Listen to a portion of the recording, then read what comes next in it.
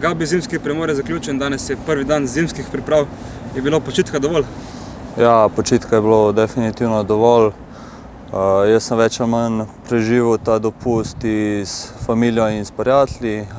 Vsak mislim, da se je malo odklopil od nogometa in mislim, da smo že vsi pripravljeni na nove izzive in predvsem na priprave, ki pa verjamem, da nam ne bo lahko.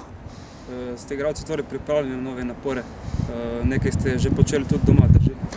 Ja, zadnji teden smo dobili individualne plane, tako da seveda nismo čisto iz nule prišli sem na priprave, ampak tako bom rekel, da smo pripravljeni za priprave, no. Ampak glavno bomo pa tukaj upravili in verjamem, da nas bojo trenerji dobro pripravili na začetek sezone. Gre za najtežje obdobje v letu, a verjetno dobro obdobje. Česa se najbolj veseliš v tem mesecu, ki sledi, ki prihaja? Kaj se najbolj veselim?